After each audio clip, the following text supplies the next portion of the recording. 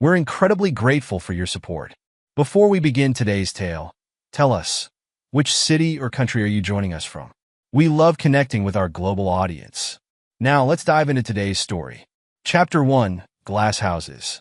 James Callahan gripped the crystal tumbler in his hand, watching his wife, Rebecca, sprawl across their imported Italian leather couch. The diamond necklace he'd given her for their 10th anniversary still adorned her neck, catching the morning light that streamed through the windows. Her wine-stained lips parted slightly as she snored, oblivious to how her drunken confession had just demolished 13 years of marriage. The construction mogul's mind raced through calculations, not of building materials or project timelines, but of destruction. At 42, James had built his empire from nothing, climbing from job sites to boardrooms through sheer force of will. Now, standing in his living room at 7 a.m., he contemplated how to dismantle someone else's world with. Brad was always the one I really wanted. Rebecca's words from hours earlier replayed in his mind.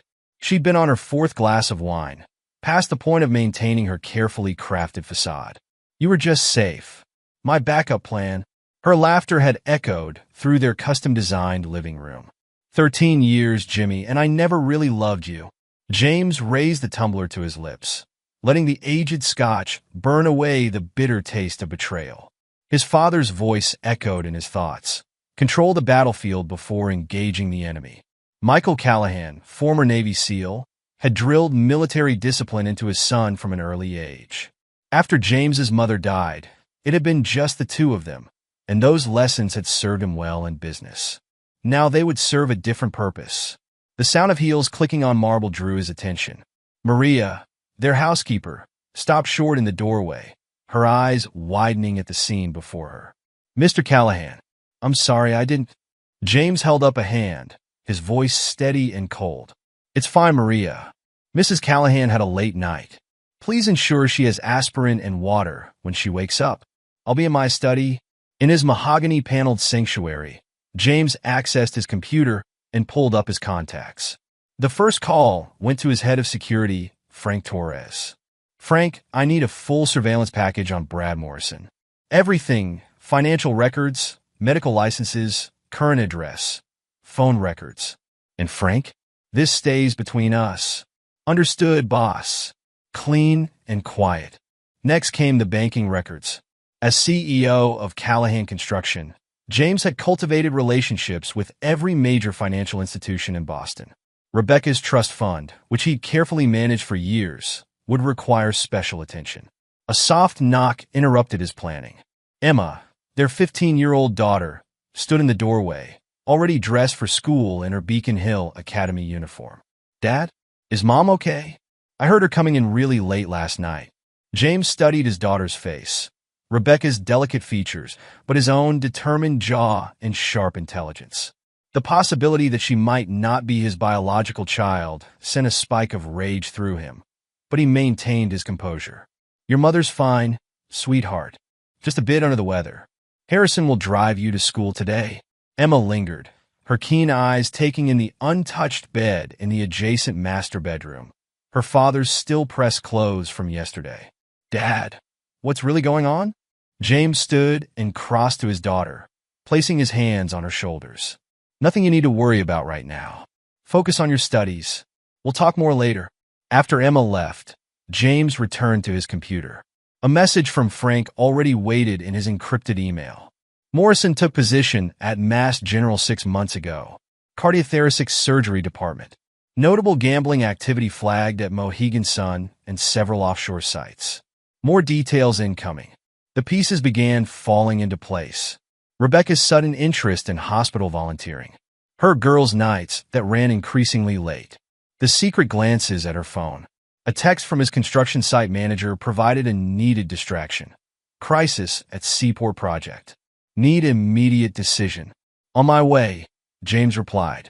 He'd built his reputation on hands-on management, and maintaining normalcy was crucial now. Before leaving, he stood in the living room once more. Rebecca had shifted, the diamond necklace now twisted awkwardly around her throat. He remembered the day he'd bought it. $50,000 at Tiffany's, a symbol of their successful marriage. Now it represented something else entirely: collateral. James pulled out his phone and took several photos of his wife passed out on the couch, the wine bottles scattered around her. Evidence, his father would have called it. Documentation for the coming war. At the front door, he gave Maria final instructions. If she asks, tell her I had an early meeting. And Maria? No calls out from the house line today. Phone systems being upgraded. The housekeeper nodded, understanding in her eyes. She'd worked for James for 10 years and had likely seen more than she let on. Behind the wheel of his Range Rover, James allowed himself one moment of pure, unrestrained rage. His hands gripped the steering wheel until his knuckles turned white, and a single, harsh breath escaped through clenched teeth. Then, like his father had taught him, he locked the emotion away and focused on the mission ahead. The job site demanded his attention for several hours, a dispute over structural steel specifications that required his expertise to resolve. He moved through meetings and inspections with mechanical efficiency, his mind simultaneously processing multiple scenarios for what would come next. During a break, he received another email from Frank. Morrison's gambling debts exceed $2 million. Connected to Danny Martinez's operation. Hospital Foundation finances show irregularities. Sending full report by secure courier. James smiled for the first time that day, a sharp expression that made a nearby foreman take an unconscious step back. Brad Morrison had given him the weapon needed for the first strike. His phone buzzed with a text from Rebecca. Jimmy, I'm so sorry about last night. Can we talk when you get home? He left it unanswered and called Detective Mira Rodriguez instead. They'd grown up in the same blue-collar neighborhood, and she'd risen to head the Financial Crimes Division through the same relentless drive that had propelled James to success. Mira, need to meet. The usual place, 1 hour. The diner where they met hadn't changed since their childhood. Same cracked vinyl booths, same coffee that could strip paint.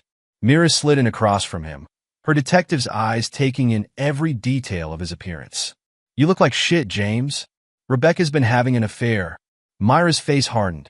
She'd never liked Rebecca, seeing through the socialite's polished veneer to the emptiness beneath. How long? At least 6 months. With Brad Morrison. The surgeon? Jesus. Mira leaned back, processing the implications. What are you planning? James stirred his coffee, his voice dropping to a near whisper. I'm going to take everything from them. Not just money or reputation. Everything. James. Mira glanced around the empty diner. You need to be careful. Your position. I built my company from nothing. I can survive anything. They can't.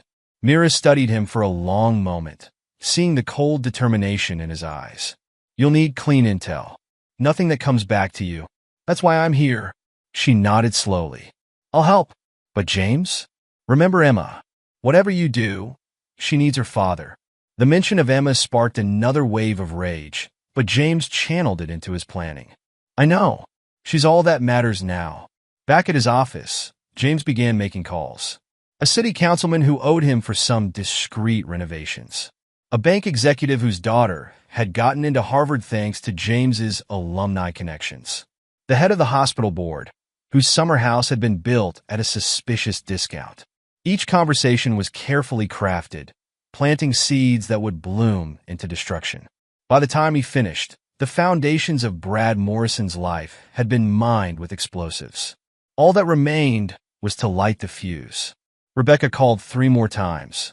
He let each one go to voicemail, imagining her growing panic as she tried to remember exactly what she'd revealed in her drunken state. The final email of the day came from his private investigator. DNA testing facilities, discreet and reliable, with same-day results. James stared at the information for a long time before saving it to an encrypted folder.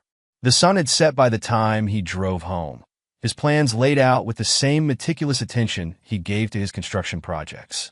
Rebecca's BMW was gone from the driveway, probably seeking refuge with her society friends, trying to spin the story her way. Emma sat at the kitchen island, textbooks spread around her, looking up as he entered. Dad, can we talk now? James saw the worry in her eyes, the same determination he felt in his own heart. Whatever the DNA results might show, this was his daughter. She deserved the truth, most of it, anyway. Let's order pizza, he said, shrugging off his jacket. Your favorite place? Over pepperoni and mushroom pizza. James listened as Emma described the changes she'd noticed in her mother's behavior. The late nights, the secret phone calls, the new clothes and sudden interest in fitness. I'm not stupid, Dad, she said finally. I know something's really wrong. James reached across the island and squeezed her hand. No, you're not stupid. You're my daughter, and you deserve better than lies. Are you and Mom getting divorced? The direct question, delivered with such adult composure, made James's chest tighten. Would that upset you? Emma was quiet for a moment, picking at her pizza. I think it would upset me more if you stayed together just for me. I've seen how she treats you, Dad, like you're not good enough for her fancy friends. But you're the one who actually built something. Pride and love warred with the anger in James's heart. Whatever happens, you're my priority. Remember that. Later, alone in his study, James opened the secure files Frank had sent. Brad Morrison's life spread across his screen. Medical school records, gambling debts, hospital finances, private appointments. The man who'd helped destroy his marriage had left himself vulnerable on multiple fronts. A text from Mira lit up his phone. Financial Crimes is opening a quiet investigation into hospital foundation irregularities. Completely unrelated to you, of course. James smiled and poured himself another scotch. The pieces were in motion. Soon, Brad Morrison would learn the cost of taking another man's life for granted. Rebecca would discover that Herb's safe choice had been anything but safe. In the morning, he would begin making arrangements for DNA testing. But tonight, he allowed himself to feel the full weight of betrayal, to let it forge his resolve into something harder and colder than mere revenge. The diamond necklace lay on his desk, retrieved from Rebecca's neck before she'd woken. In the dark of his study, it sparkled with promises of destruction rather than love. Chapter 2. The Unraveling. The week following Rebecca's confession unfolded with the precision of a military operation. James moved through his daily routines like an actor performing a well-rehearsed play, while beneath the surface, his investigators pieced together the full extent of Brad and Rebecca's betrayal. Monday morning found him in his corner office downtown, reviewing Frank Torres's latest report. The surveillance photos spread across his desk told a story that made his jaw clench. Rebecca and Brad emerging from a boutique hotel in Back Bay, sharing an intimate lunch at a secluded restaurant, disappearing into an apartment building that didn't match either of their official addresses. The apartment's registered to a shell company, Frank explained, standing at parade rest before James's desk. Morrison's been making payments through an offshore account. Same account shows regular transfers to some interesting characters in Vegas. James studied a particular photo, Rebecca laughing at something Brad had said, her hand resting intimately on his arm. The gambling connections? Danny Martinez runs a high-stakes operation. Morrison's in deep, way beyond a surgeon's salary. He's been making payments, but he's falling behind. And the hospital foundation? Frank placed another folder on the desk. Morrison sits on the board, overseeing charitable donations. Large sums have been moving through accounts he has access to. Our forensic accountant found discrepancies dating back 6 months. James nodded slowly, his mind calculating angles and leverage points. Keep digging. I want everything. After Frank left, James called his bank contact, Jonathan Pierce, at First Boston Trust. John, remember that favor you owe me? Time to collect. I need Rebecca's trust fund frozen. Immediately. James, that's not exactly. Your daughter's Harvard acceptance. The rowing team scholarship. Would be a shame if someone looked too closely at those donations. A heavy silence filled the line. I'll need a reason. Suspicious activity. Possible criminal investigation. Make it official enough to satisfy her family's lawyers. It'll be done by close of business. James ended the call and turned to his computer, accessing the private investigator's portal.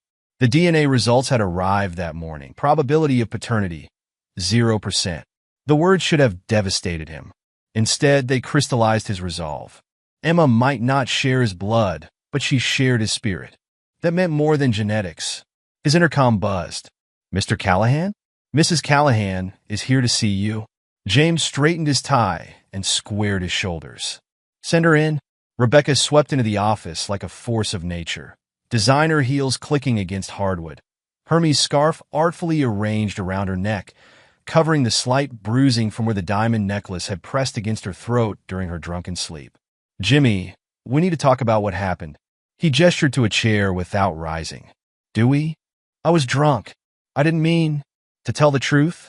His voice remained calm, almost pleasant. 13 years, Rebecca. Why now?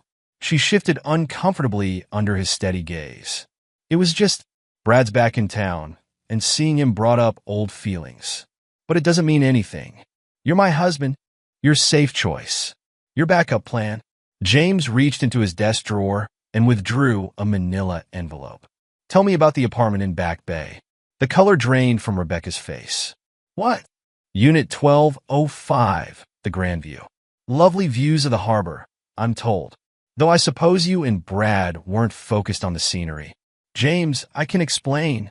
He held up a hand, silencing her. "Can you explain this too?" He slid the DNA results across the desk. Rebecca's hands trembled as she read the report. "How did you? Does Brad know that Emma is his?" "I never told him." Tears welled in her perfectly made-up eyes. "Please, Jimmy, you can't."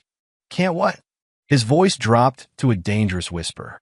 "Can't be angry that my wife has been lying to me for 15 years? Can't be furious that the daughter I raised isn't mine? Or can't do anything about it? What are you going to do?"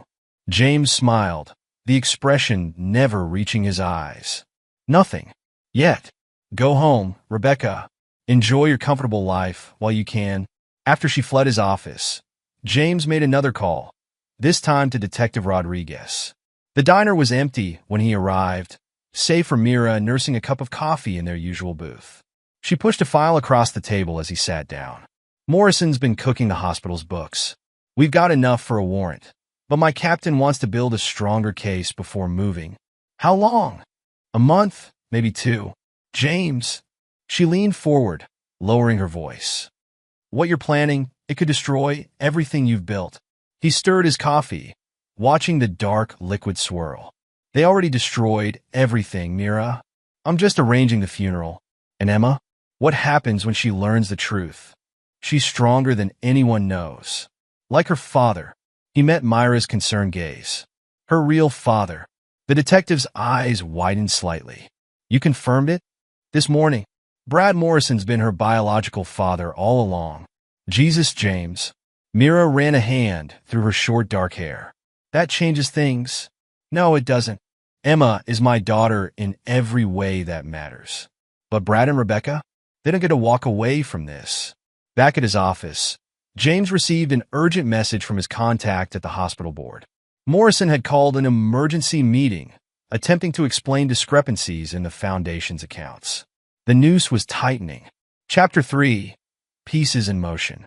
James maintained his routine with military discipline as he orchestrated the opening moves of his response.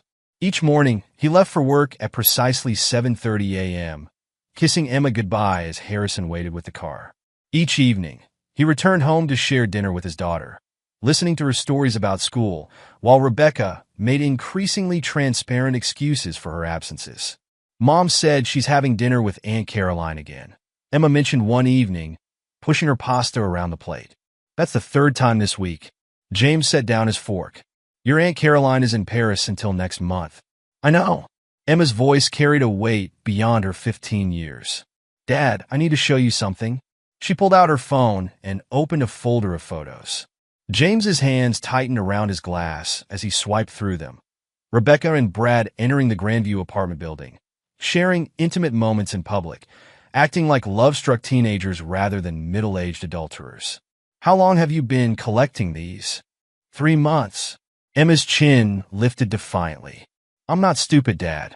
I saw how Mom changed when he came back to Boston. The new clothes, the gym membership, the volunteer work at the hospital." James reached across the table and gripped his daughter's hand. "You shouldn't have had to deal with this alone." "I'm a Callahan." She squeezed his hand back. "We handle our problems."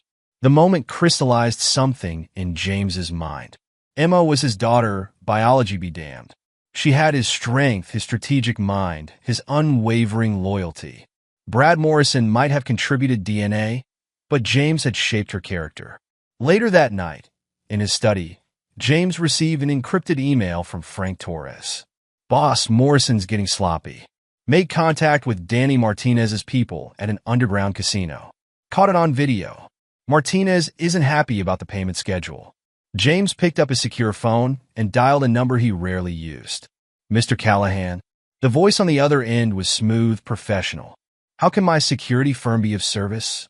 I need information on Danny Martinez's operation. Specifically, his relationship with Brad Morrison. That could be complicated. Money isn't an issue. A pause. I'll have something for you tomorrow. The next day brought Rebecca home early, her usual polish cracking around the edges. She paced the kitchen as James calmly ate his lunch. The bank won't release my trust fund. Her voice trembled with barely controlled panic. Daddy's lawyers say there's some kind of investigation. How unfortunate. James took another bite of his sandwich. Rebecca's eyes narrowed. Did you do this? I'm just a simple contractor, remember? Your safe choice. I hardly understand complex financial matters. I need that money, James. He met her gaze steadily. What for, Rebecca? Hospital volunteering doesn't pay that well. The color drained from her face. What are you? Unit 1205 must have a lovely view.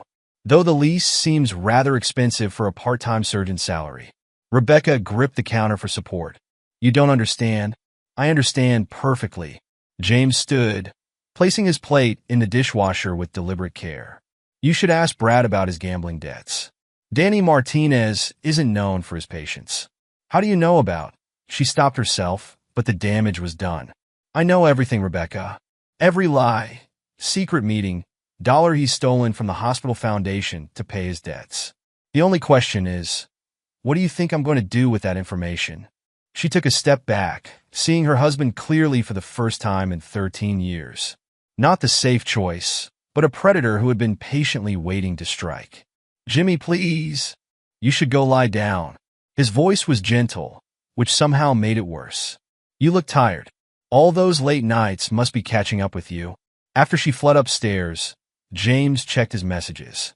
The security firm had delivered its report on Danny Martinez. The information surpassed his expectations. Detailed records of Brad's gambling debts, proof of threatening messages, even surveillance photos from the casino. The next piece fell into place that afternoon. Detective Rodriguez called as James was leaving a construction site. We've got Morrison's financial records. The hospital foundation money definitely went through his personal accounts before hitting the offshore ones. My captain's given the green light to move forward with the investigation. How long? We'll start interviewing hospital board members next week. Morrison doesn't know yet, but he will soon. James hung up and made one more call to his contact at the Boston Globe. The reporter had been eager to repay James for keeping certain construction accidents out of the papers years ago. Now, that debt would be settled with a series of explosive articles about financial misconduct at one of Boston's most prestigious hospitals. The foundation was laid. Brad Morrison's carefully constructed life would soon collapse under the weight of his own choices. Rebecca would watch helplessly as her lover imploded, taking her reputation and security with him. But first, James had one more card to play. He found Emma in the library, studying for her biology exam. The irony didn't escape him. How would you feel about spending more time with your grandfather? Emma looked up, surprised. Grandpa Mike? Is he coming to visit? I think it's time he moved back to Boston. James sat beside his daughter. Things might get complicated here soon. Having him around would make me feel better. Because of Mom and Brad? James studied her face. The determination in her eyes, the set of her jaw. So much like his own. Yes, your grandfather. He understands complicated situations. Military training. You think we'll need military training? I think we need family we can trust. James pulled out his phone and showed her the DNA test results. There's something you should know. Emma read the report slowly, her hands steady. When she looked up, her eyes were dry. Does this change anything? Only if we let it. She nodded once, decisively. Then we don't let it. You're my dad. Biology doesn't matter. James felt a fierce pride surge through him. Rebecca and Brad could have their affair, their secret apartment, their ill-gotten money. They would never understand what real loyalty meant. That night, as James reviewed the final pieces of his plan, a text arrived from an unknown number. Martinez wants to meet. Neutral ground. Tomorrow. The message represented an unexpected opportunity, but also a risk. Danny Martinez wasn't known for peaceful negotiations. Still, the potential for additional leverage was too tempting to ignore. James sent a single-word reply. Where? The response came immediately. Your choice? He smiled in the darkness of his study. Even Boston's notorious underground casino boss understood the importance of home field advantage. The safe choice wasn't feeling very safe anymore. Chapter 4. Opening Moves. James Callahan sat in his downtown office, watching the morning bustle of Boston's financial district through the vast windows. A month had passed since Rebecca's drunken confession, and now his carefully laid plans were ready to be executed. His computer chimed with an incoming email from his anonymous account. The message contained detailed financial records from Massachusetts General Hospital's charitable foundation, evidence of systematic theft spanning months. With 3 clicks, copies went to the hospital board, the Boston Globe, and the state attorney general's office. Sir? His assistant's voice crackled through the intercom. Detective Rodriguez is here. Mira strode in, her detective's badge glinting at her hip. It started. The hospital board called an emergency meeting this morning. Brad Morrison's attendance required? He's already there, trying to explain away $2 million in missing donations. Mira perched on the edge of his desk. My team's ready to move once the board files an official complaint. James pulled up another screen showing real-time surveillance of the hospital boardroom. Brad Morrison's normally confident posture had crumbled as he faced the stern faces of Boston's elite medical establishment. Look at him squirm, Mira muttered. He's realizing there's no way to hide the money trail.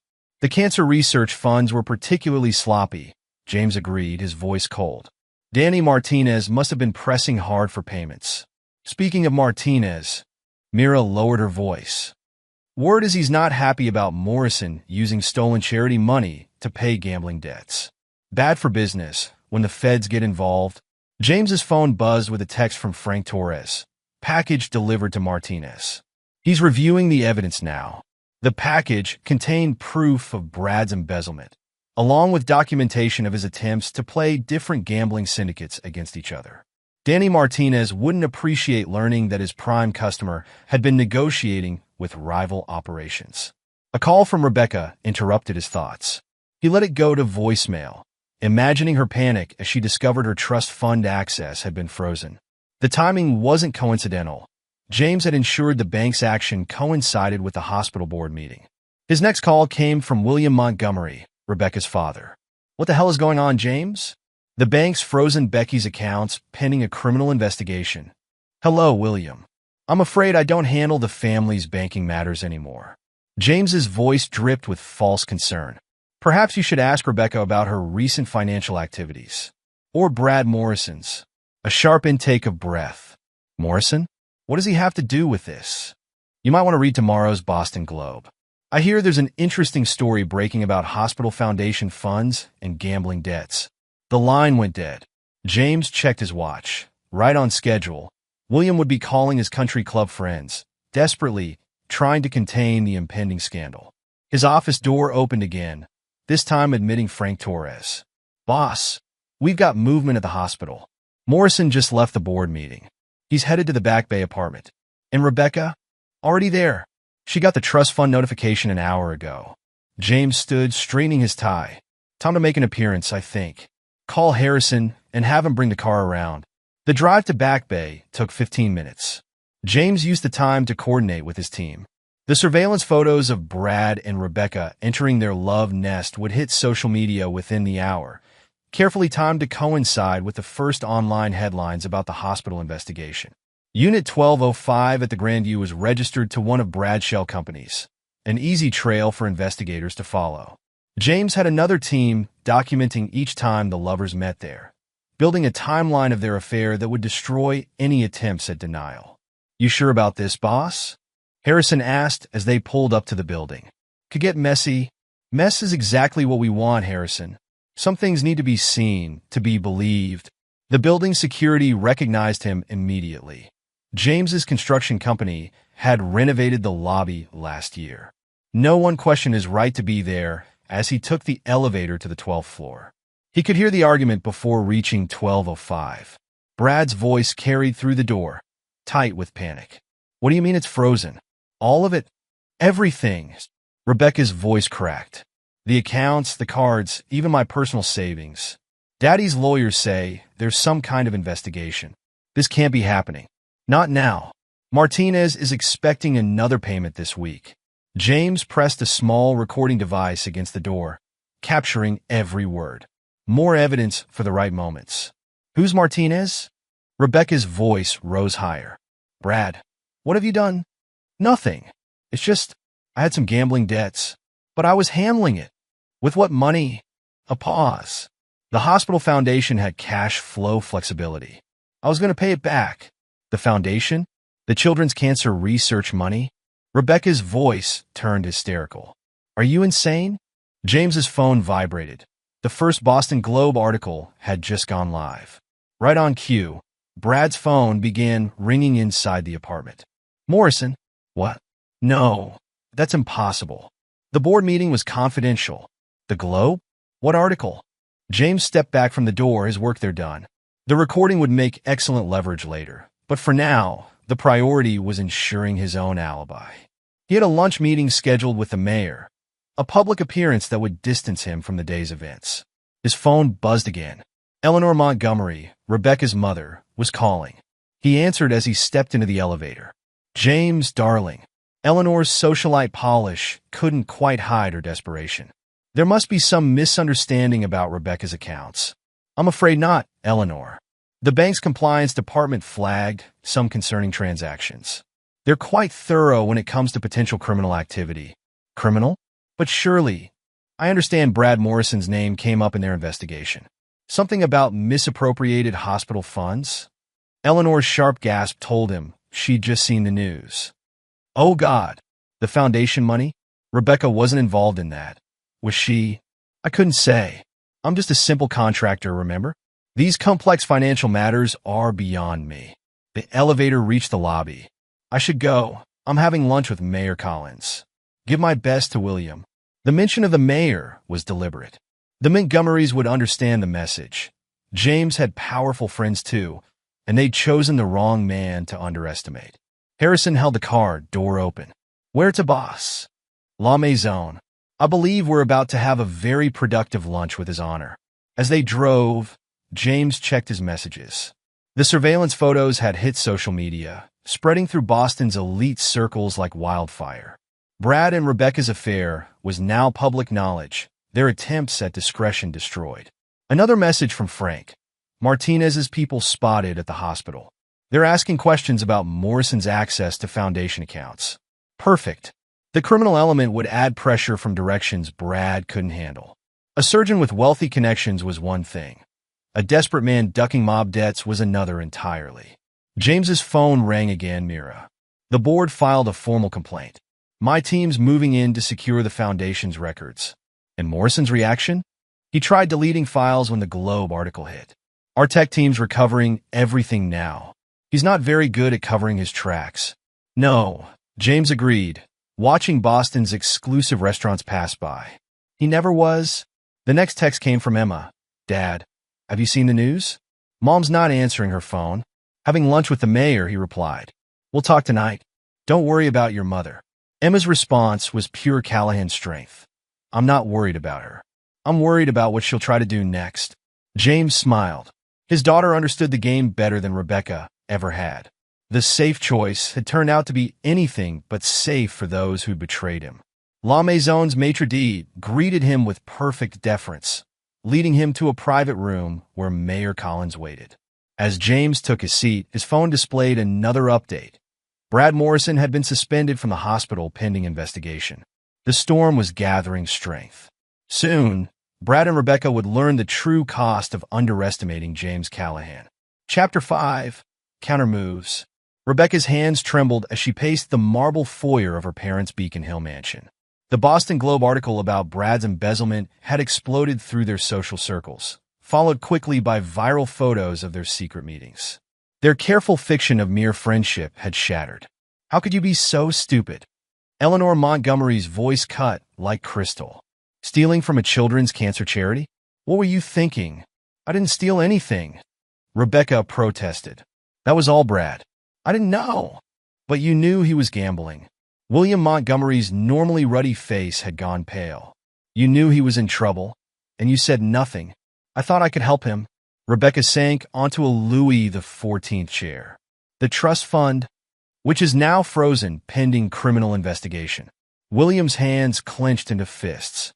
Do you have any idea what this will do to our family's reputation? Eleanor paced the room, her Hermes scarf fluttering. We have to get ahead of this. Issue a statement distancing ourselves from Morrison. Make it clear you were manipulated. What about James? Rebecca's voice cracked. He has to be behind this. The timing. James? William barked out a harsh laugh. The simple contractor you never thought was good enough? He's having lunch with the mayor right now, while your lover is being investigated for stealing from sick children. Rebecca's phone buzzed. Another call from Brad. She'd stopped answering after their fight at the apartment. His messages had grown increasingly desperate as the day wore on. What are we going to do? She whispered. Eleanor's face hardened. We are going to salvage what we can of the Montgomery name. You're going to file for divorce before James does. And claim what? William interjected. That her affair with a gambling addict who stole from charity was James's fault? Exactly. Eleanor's eyes glittered. We'll say James was controlling, abusive. That he drove her to seek comfort elsewhere. It's our only play. Rebecca's phone buzzed again, this time with a text from Emma. I know everything. Don't try to contact me. Tears spilled down Rebecca's cheeks. Emma. She's another problem. Eleanor began typing on her phone. We'll file for emergency custody. Claim James is unstable, dangerous. He'll fight it. Of course he will. Eleanor's smile was sharp. But the courts favor mothers, and we still have some influence. The right judges, the right experts. William cleared his throat. That influence may be limited now. The Hospital Foundation scandal. Our name is toxic. Then we'll use that. Eleanor whirled on her husband. Paint James as the mastermind. Say he set Brad up, manipulated everything to destroy Rebecca's reputation. Rebecca's hands shook as she pulled up her banking apps. Every account showed the same message. Access restricted pending investigation. Her American Express card had been declined at Neiman Marcus that morning. Her first hint that something was wrong. Then the trust fund notification had come, followed by the Globe article. Now her entire world was imploding. Brad had sworn he could fix everything. Said he just needed time, money, someone named Martinez to be patient. She believed him, just like she'd believed his promises about leaving his wife in college. Her phone buzzed with a news alert. Massachusetts General Hospital suspends prominent surgeon amid financial investigation. The article mentioned Brad's gambling debts, his connection to organized crime figures, and his misuse of charitable funds. It also highlighted his recent personal relationship with Rebecca Montgomery Callahan, daughter of prominent Boston family. They can't print that, she gasped. It's already trending. Eleanor snatched the phone. Twitter, Facebook, those photos of you two are everywhere. What photos? Eleanor thrust the phone back. Rebecca's hands trembled as she swiped through images of her and Brad entering the Grandview, sharing intimate moments at restaurants, looking very much like the adulterers they were. James, she whispered. He must have had us followed. Of course he did. William roared. Did you think he was actually that oblivious? That man built a construction empire from nothing. He doesn't miss details. Rebecca's mind raced through recent memories. James's late nights at the office, his mysterious phone calls, the way he'd seemed almost amused by her excuses for visiting the hospital. He's been planning this, she realized. All of it, and you handed him everything he needed. Eleanor's voice dripped contempt. The affair, the trust fund access, even Emma's paternity. Rebecca's head snapped up. How did you? It's in the divorce petition his lawyers just filed. William waved a thick envelope. Along with evidence of your affair, Brad's criminal activities, and your involvement in his financial schemes. I wasn't involved. You gave him access to your trust fund. William's face was thunderous. Money he used to pay gambling debts while stealing from charity.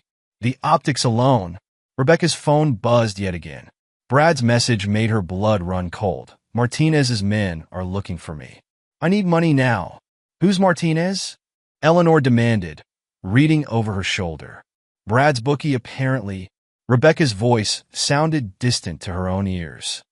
He said he owed some people money. William grabbed the phone. A bookie? You got involved with a surgeon who owes money to bookies? He said he could handle it. Rebecca's composure cracked. He just needed help with a few payments until the hospital situation improved. The hospital situation?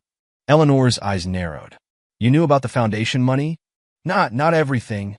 Rebecca wrapped her arms around herself. He said there were cash flow issues, investment opportunities. I didn't know he was actually stealing. William's face had gone from pale to gray. How much of your trust fund went to pay his gambling debts?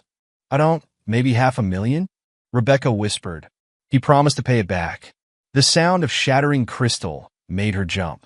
Eleanor had thrown a baccarat vase against the wall. $500,000? Her mother screamed. To pay a bookie? Martinez isn't just a bookie. William was reading something on his phone. He runs one of the biggest illegal gambling operations in New England. Connected to organized crime. Rebecca's phone lit up with another message from Brad. They're saying you knew about the foundation money. Did you tell someone? I didn't know. She typed back frantically. I swear. Then why is James Callahan having lunch with the mayor while my life falls apart? Rebecca stared at the message, remembering James's expression the morning after her drunken confession. She'd mistaken his calm for shock, his silence for weakness. Now she understood. She'd simply given him the excuse he needed to strike. We need a lawyer, Eleanor announced. Someone who can spin this properly. Paint you as the victim of both Brad's manipulation and James's revenge. James has evidence, William reminded her. Real evidence, not just spin. Then we'll fight fire with fire. Eleanor's jaw set. Rebecca called Dr. Walsh. We need Emma's therapist to document James's controlling behavior. Rebecca's laugh held an edge of hysteria. Dr. Walsh won't help. She knows everything. What do you mean, everything?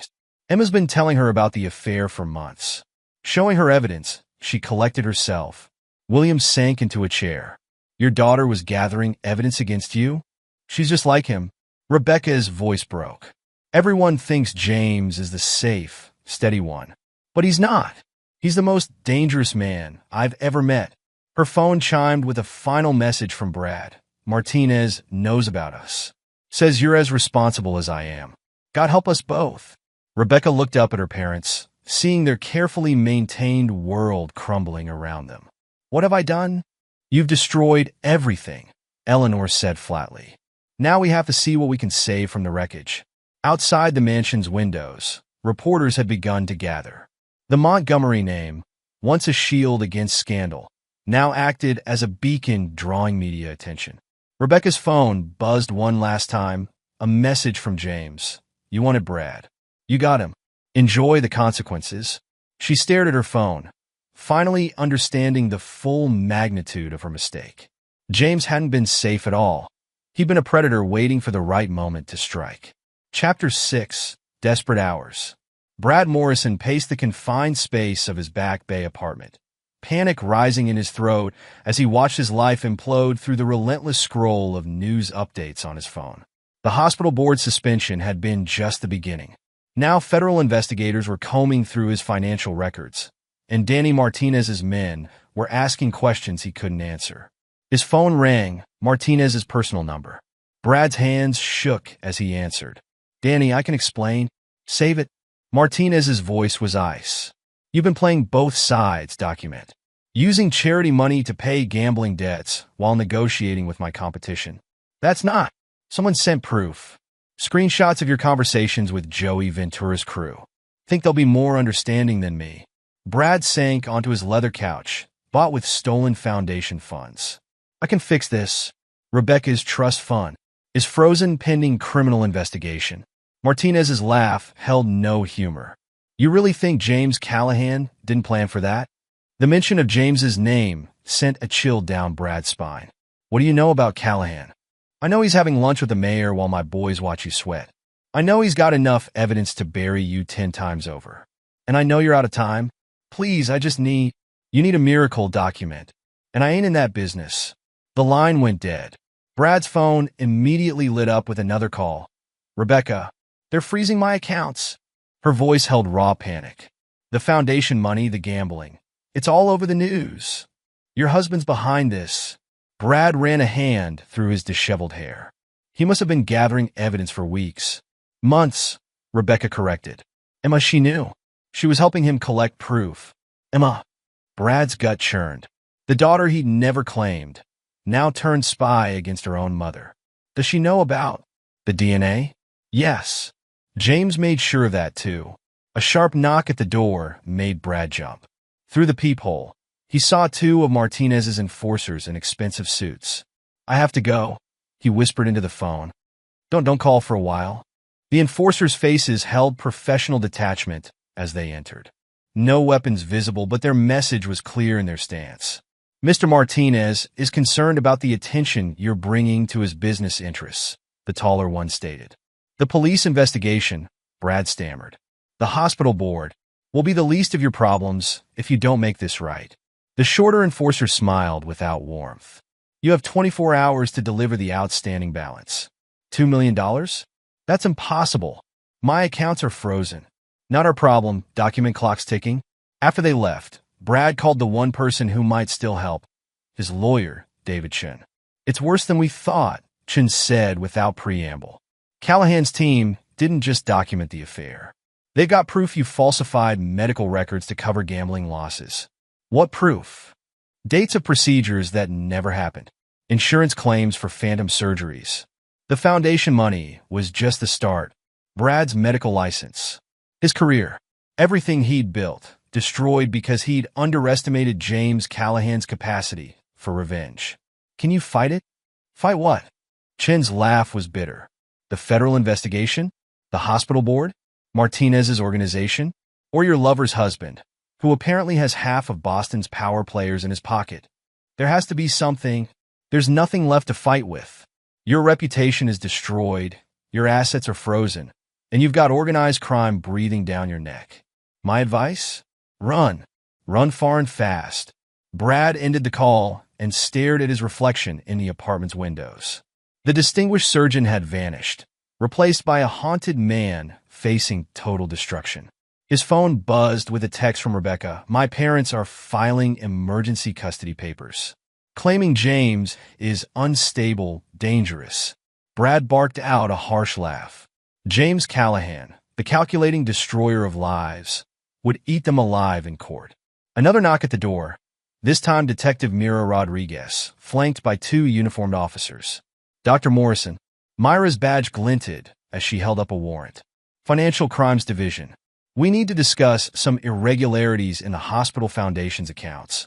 I want my lawyer present. Already called him. Myra's smile was predatory. He's meeting us at the station, along with representatives from the FBI's white-collar crime unit. As the officers let him out, Brad's phone lit up with one final message from James Callahan himself. You took my wife and daughter. I took your entire life. Fair trade?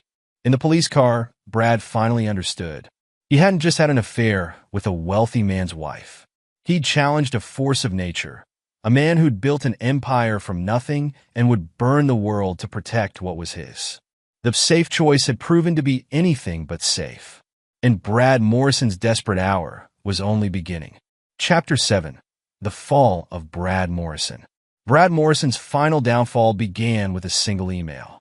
The message hit the FBI's Financial Crimes Division at 9 a.m. on a Tuesday, containing detailed records of offshore accounts filled with embezzled hospital foundation money. By noon, federal agents had seized his office at Massachusetts General Hospital. By dinner, his face dominated local news broadcasts as reporters detailed his theft from children's cancer research funds. Dr. Morrison? An FBI agent stood in his office doorway, warrant in hand. We need you to step away from the computer. Brad's fingers froze over the keyboard, where he'd been frantically attempting to delete incriminating files. I can explain. Save it for your lawyer. The agent nodded to her team. Secure everything. Each drive, each document. His phone buzzed Danny Martinez's number. Brad let it go to voicemail, knowing what awaited him. The unmarked envelope Martinez had received that morning contained proof of Brad's negotiations with rival gambling operations. His attempt to play different criminal organizations against each other had backfired spectacularly. Your personal devices too, Dr. Morrison. Another agent held out an evidence bag. Phone, tablet, laptop. Brad handed them over, his surgeon's hands trembling. Through his office windows, he could see reporters gathering in the hospital parking lot. His colleagues averted their eyes as federal agents boxed up years of medical records.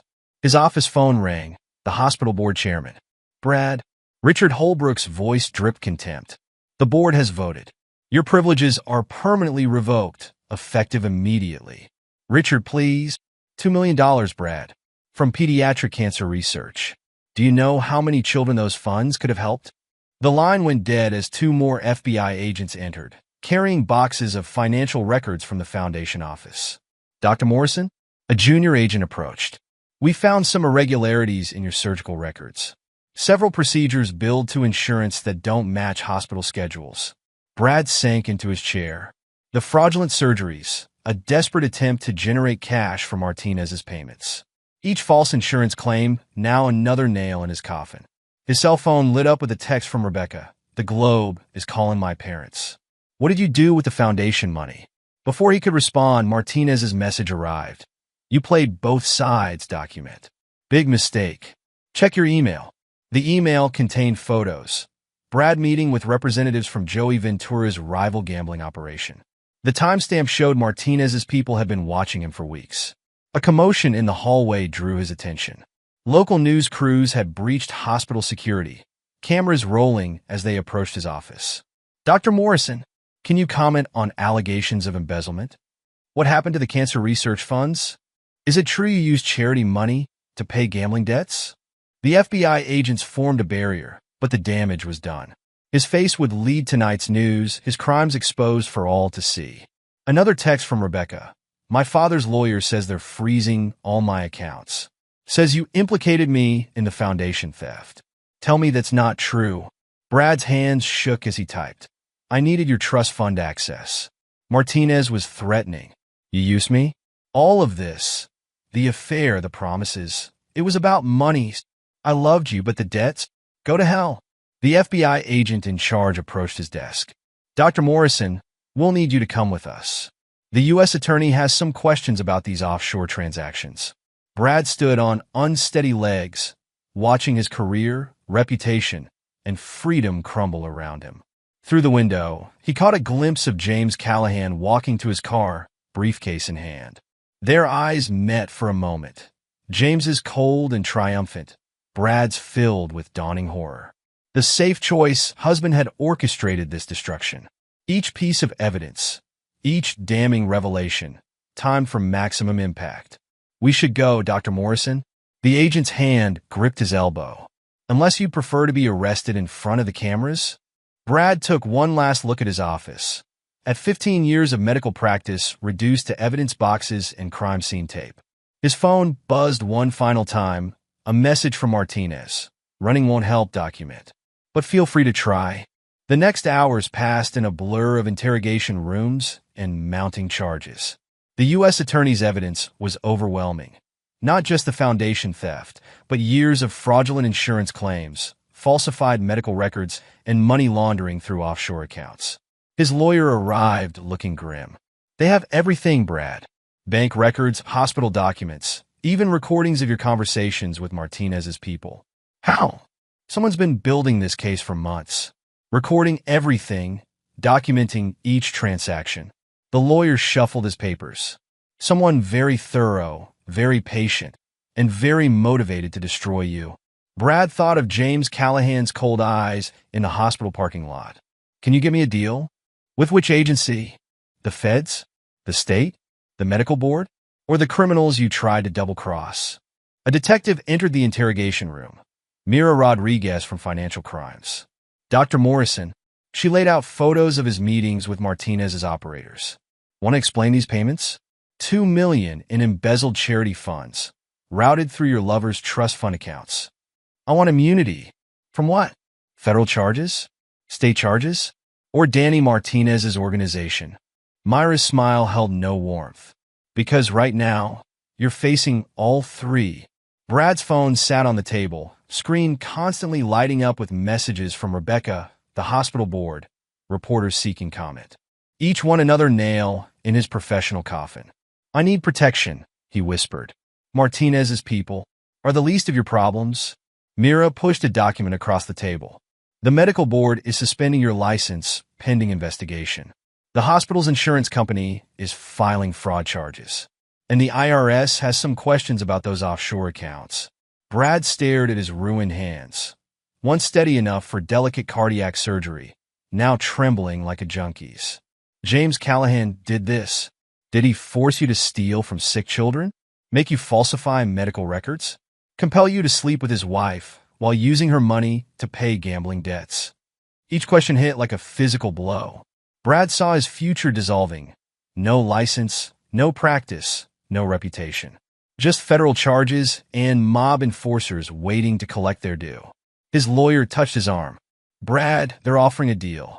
Full cooperation against Martinez's organization in exchange for consideration on the federal charges. Martinez will kill me. You should have thought of that before stealing from children with cancer. Mira stood. You have an hour to decide. After that, we go public with everything. Brad's phone lit up with a final message from James Callahan. Consequences, Dr. Morrison. Time to pay them. In that moment, Brad Morrison, respected surgeon, trusted physician, pillar of Boston society, broke. The facade crumbled, revealing the desperate coward beneath. He ran. Using his last clean credit card, he booked a flight to Miami. But he never made it to the airport. Martinez's men were waiting at his apartment, their message delivered with professional brutality. When Brad regained consciousness in the emergency room of his own hospital, he found federal agents outside his door and his medical license permanently revoked. His attempt to flee had only accelerated his downfall. The next morning's Boston Globe carried his story on the front page. Prominent surgeon charged in multi-million-dollar charity fraud.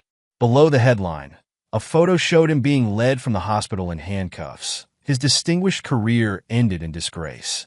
James Callahan read the article over breakfast, satisfaction glinting in his eyes. The man who tried to steal his family had lost everything: career, freedom, reputation. The price of betrayal, paid in full. Chapter 8. Rebecca's Awakening. Rebecca Montgomery Callahan stared at the eviction notice taped to her apartment door, reality finally piercing her privileged bubble. The trust fund that had cushioned her entire life was gone, drained through a series of high-risk investments that had somehow aligned perfectly with Brad's legal troubles. Inside, her few remaining possessions sat in moving boxes, designer clothes and luxury items she could no longer afford to keep. The diamond necklace James had given her was gone, disappeared along with her credit cards and remaining cash. Her phone rang. Eleanor Montgomery, calling for the third time that day. Mother, please. Don't mother me. Eleanor's voice crackled with rage. Do you have any idea what you've done to this family? Your father can barely show his face at the club. I didn't know about Brad's gambling. You knew enough. Running around with a married man, giving him access to your trust fund, letting him drag our name into his criminal schemes. Rebecca sank onto a packing box. I thought he loved me. Loves. Eleanor barked out a harsh laugh. He loved your money, your social connections, your ability to help him avoid Martinez's enforcers. And now he's disappeared, leaving you to face the consequences alone. James did this, Rebecca whispered. He planned it all. James? Eleanor's voice dripped acid. The safe choice you never thought was good enough? While you were playing adulteress with a gambling addict, your husband was building an empire. Now he's taking over the hospital foundation, turning it into a legitimate charitable operation. He's being hailed as a savior while we're social pariahs.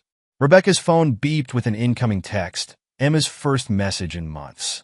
Her heart leapt until she read the contents. A formal letter, coldly detailing years of observed betrayal and manipulation. Your affair wasn't a surprise, Emma wrote. I watched you lie to Dad for months. Watched you sneak around with Brad, using the trust fund Dad managed to finance your lover's gambling addiction.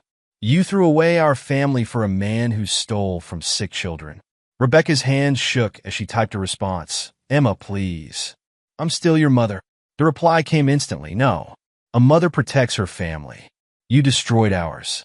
Dad raised me, loved me, taught me strength and loyalty.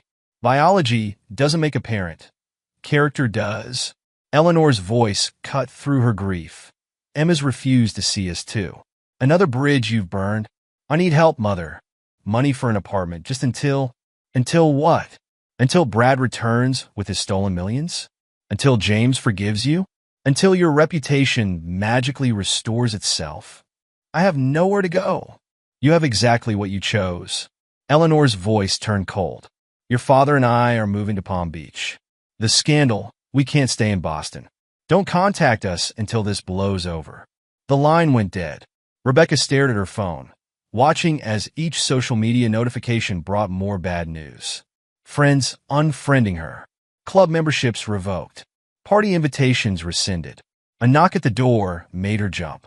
The building manager stood there, face stern.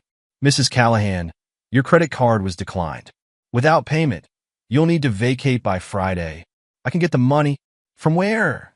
He handed her another notice. Your husband's lawyers have been clear. The apartment lease is terminated. After he left, Rebecca opened her banking apps. Each account showed the same message.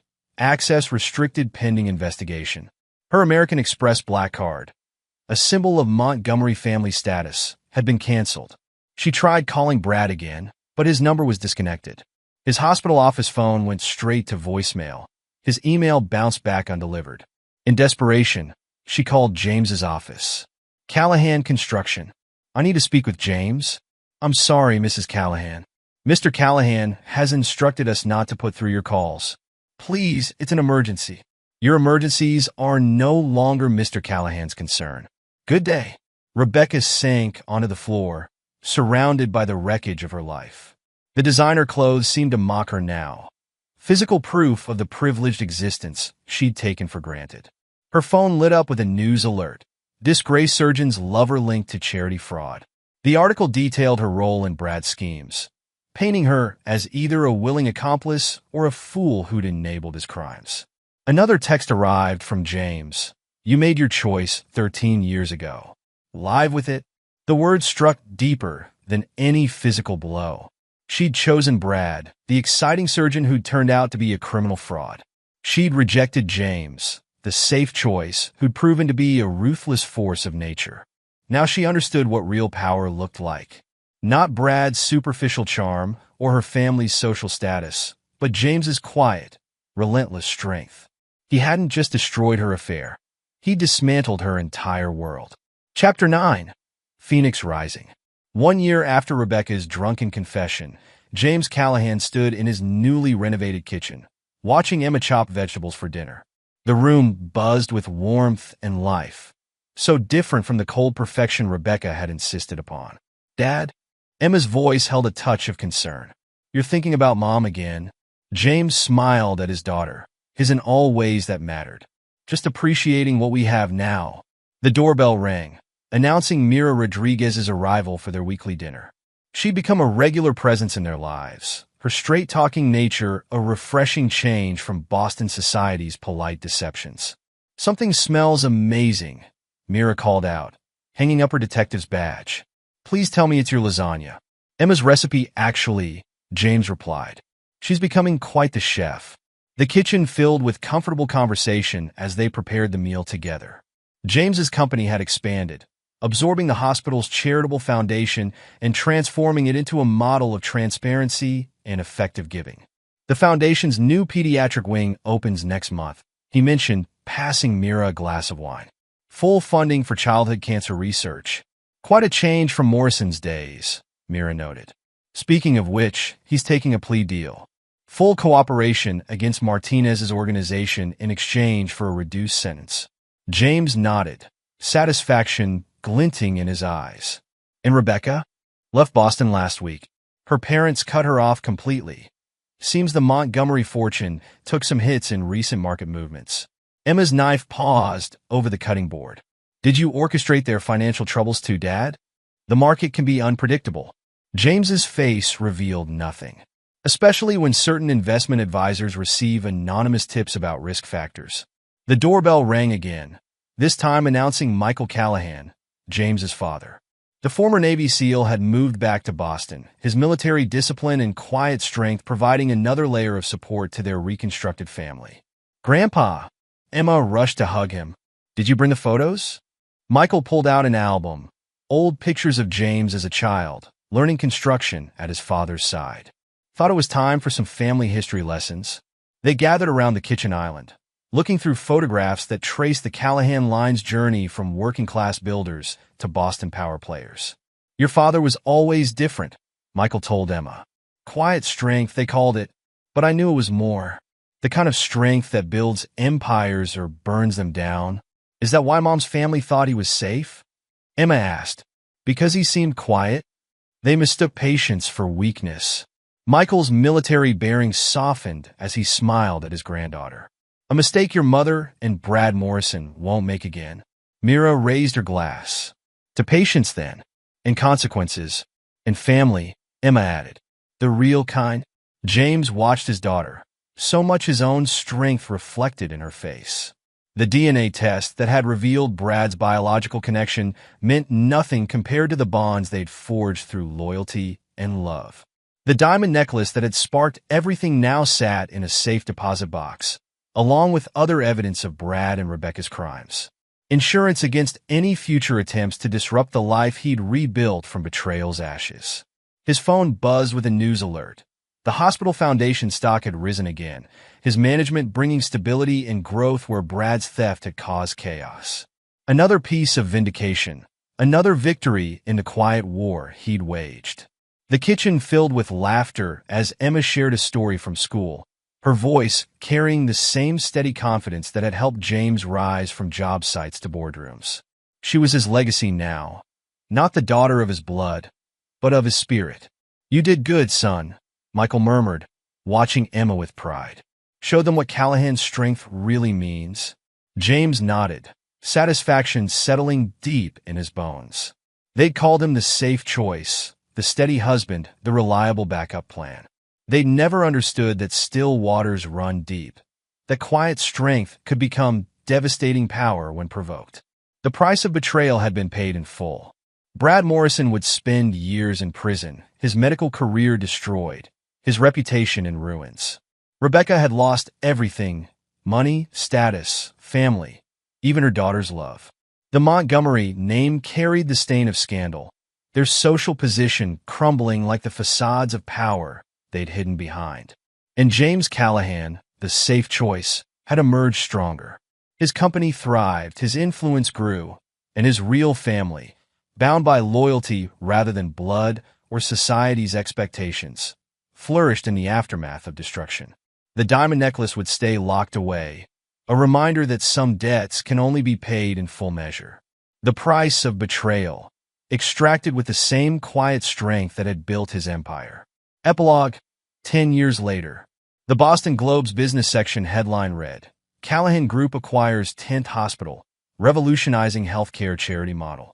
James Callahan set the paper aside in his expanded office overlooking the city's skyline, a satisfied gleam in his eyes. At 52, his hair had traces of distinguished gray, but his presence remained as formidable as ever. His empire had grown far beyond construction. After transforming the Massachusetts General Hospital Foundation into a model of efficiency and transparency, he'd systematically acquired troubled hospital charitable organizations across New England. Each acquisition followed the same pattern: identify mismanagement, step in as a savior, and rebuild with ruthless effectiveness. "Mr. Callahan?" His assistant's voice came through the intercom. "Your daughter's here."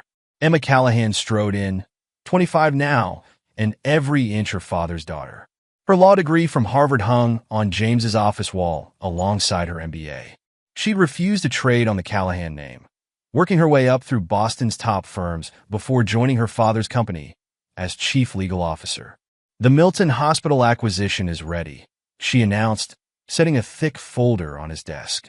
"Their board didn't stand a chance against our proposal." James smiled with pride. Emma had inherited his strategic mind and unforgiving nature, becoming a feared negotiator in Boston's corporate world. The truth about her biological father had only strengthened their bond, proving that character meant more than DNA. Any complications? Nothing we couldn't handle. Emma's smile mirrored his own. Though you might be interested in one detail, Brad Morrison tried applying for a position there last month. James raised an eyebrow. Did he now? Under a different name. 8 years in federal prison apparently taught him some creativity. She pulled out a document. He's been working as a medical consultant since his release, trying to rebuild some kind of career. And now he's blacklisted from every hospital in New England. Emma's voice held no mercy. I made sure his complete history reached their HR department. No one will risk hiring a convicted embezzler who stole from children's cancer research. James nodded approvingly. They'd watched Brad's downfall from afar. His plea deal, his prison term, his desperate attempts to salvage some piece of his former life. The man who'd tried to destroy their family now lived in a small apartment in Providence, scraping by on consultation fees and medical writing work. Any word from your mother? Emma's face hardened. She tried reaching out last month. Another plea for reconciliation. I had her messages blocked. Rebecca's fall had been complete. After leaving Boston, she drifted between smaller cities, attempting to rebuild some semblance of her former life. But James's influence ran deep, and doors kept closing. The Montgomery family had never recovered their social position, retiring to Palm Beach as virtual exiles from Boston society. Detective Rodriguez called. James mentioned, Danny Martinez is being released next month. Emma looked up sharply. The man who handled Brad's gambling debts? The same, though his organization didn't survive Brad's testimony. 10 years in prison broke his hold on Boston's gambling operations. Think he'll cause problems? James's smile turned cold. Martinez understands the new order. His replacement knows who really runs this city. The intercom buzzed again. Mr. Callahan? Michael's here with Mrs. Rodriguez. Mira entered with James's father, their wedding rings glinting. They'd married 5 years ago, their shared understanding of justice and consequences creating a bond that surprised no one who knew them well. The Milton deal's done? Mira asked, her detective's instincts still sharp despite her promotion to commissioner of police. Emma handled it, James confirmed. The Callahan Group now controls charitable operations for most major hospitals in New England. Michael Callahan, still carrying his military bearing at 70, settled into a chair. Any pushback from the medical establishment? None they'd risk expressing. Emma's smile was razor-sharp. Our foundations have the highest efficiency ratings in the country. 95% of donations reach actual patients. Unlike Brad Morrison's day, Mira noted. Speaking of which, his parole officer called. He's requested permission to return to Massachusetts. Denied, I assume? James's voice held no question. Of course. His crimes against children's medical care make him permanently unwelcome in the state. The Callahan Group's influence extended far beyond business now. James had built a network of power that touched every aspect of Boston life. Construction, healthcare, politics, law enforcement. All managed with the same quiet strength that had once been mistaken for weakness. Emma checked her phone. The Robinson Foundation board meets in an hour. Another troubled hospital charity looking for salvation. Take Harrison with you, James instructed. He's earned partnership status with his loyalty. Harrison had risen from driver to key executive, his unwavering dedication during the Brad Morrison affair proving his worth. James rewarded loyalty above all else, building his inner circle from those who'd stood with him during the darkest times. Did you see last week's society pages? Mira asked, passing over a magazine. Rebecca made an appearance at a Palm Beach charity event. The photo showed a woman desperately clinging to past glory. Rebecca's attempt to maintain her socialite status in Florida's wealthy enclaves had met limited success. The scandal of her affair with Brad and their connection to stolen charity funds had followed her south. She tried contacting Emma again, James mentioned. Myra's face hardened. Still doesn't understand actions have consequences. Something she never learned from the Montgomerys. Michael's military assessment was precise. That family confused social position with actual power. Emma gathered her files, her Harvard law ring catching the light. The Montgomery name means nothing now. Dad made sure of that. The systematic dismantling of the Montgomery family's influence had been a masterpiece of patient revenge. Investment mistakes had eroded their fortune. Whispered rumors had destroyed their social connections. William and Eleanor lived as virtual recluses in their Palm Beach mansion, their once mighty name reduced to cautionary gossip at country clubs. The new pediatric cancer wing opens next month, Emma mentioned. The press wants a statement from the family. The wing would be the crowning achievement of James's Hospital Foundation work. Funded entirely by legitimate donations, it would provide cutting-edge treatment to children regardless of their family's ability to pay. Your mother's ghost finally exorcised? Mira asked quietly. There was never anything to exorcise. James's voice held absolute conviction. Rebecca was a chapter in a much longer story. The real story was always about building something lasting. Michael nodded proudly. The Callahan legacy. Emma's phone buzzed with another message. Brad's trying to apply for medical consulting work in Connecticut now. Handle it, James instructed simply.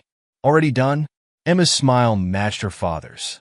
His detailed history will reach their licensing board tomorrow.